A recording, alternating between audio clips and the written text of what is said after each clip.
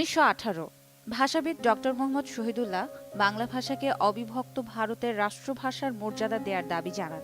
১৯২১ সালে সৈয়দ নবাব আলী চৌধুরী বাংলাকে রাষ্ট্রভাষা করতে ব্রিটিশ সরকারের কাছে লিখিত প্রস্তাব দেন। ১৯৪৭ জুলাই হায়দ্রাবাদের এক বিশ্ববিদ্যালয়ের সমাবর্তন উৎসবে প্রধান অতিথির ভাষণে আলিগড় মুসলিম বিশ্ববিদ্যালয়ের উপাচার্য ডক্টর জিয়াউদ্দিন আহমেদ পাকিস্তানের একমাত্র রাষ্ট্রভাষা হিসেবে উর্দুর কথা বলেন। তার বক্তব্যের প্রতিবাদ করেন কলকাতা থেকে ডক্টর মোহাম্মদ শহীদুল্লাহ। ১৯৪৮ সালে রেসকোর্স ময়দানে গভর্নর মোহাম্মদ আলী জিন্না ঘোষণা দেন উর্দুই হবে পাকিস্তানের একমাত্র রাষ্ট্রভাষা। ক্ষোভে ফেটে পড়ে পূর্ব বাংলার সাধারণ জনগণ। বাংলা ভাষার সমমর্যাদার দাবিতে শুরু হয় আন্দোলন।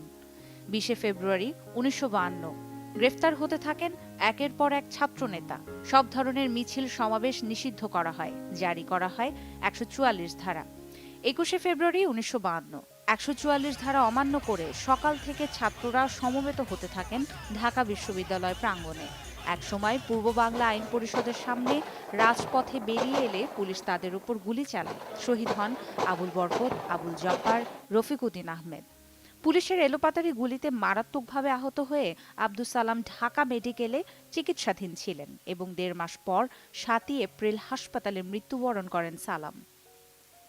২২ ফেব্রুয়ারি নানা বাধা উপেক্ষা করে হাজার হাজার সাধারণ মানুষ আবারও রাজপথে নেমে আসেন। আবারও পুলিশ হামলে পড়ে আন্দোলনকারীদের উপর। নবাবপুর রোডে বিশাল জানাজার মিছিলে পুলিশের গুলিবর্ষণে শহীদ হন ঢাকা হাইকোর্টের কর্মচারী শফিউর রহমান, ওয়াহিদুল্লাহ এবং আব্দুল আওয়াল। একই রাস্তায় ওহিদুল্লাহ নামে ৯ বছরের এক বালকের লাশ পড়ে থাকতে দেখা যায়।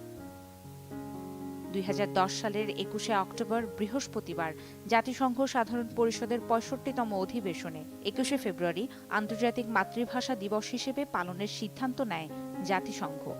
আন্তর্জাতিক মাতৃভাষা দিবস পালনের প্রস্তাবটি সাধারণ পরিষদের ৬৫তম অধিবেশনে উত্থাপন করে বাংলাদেশ।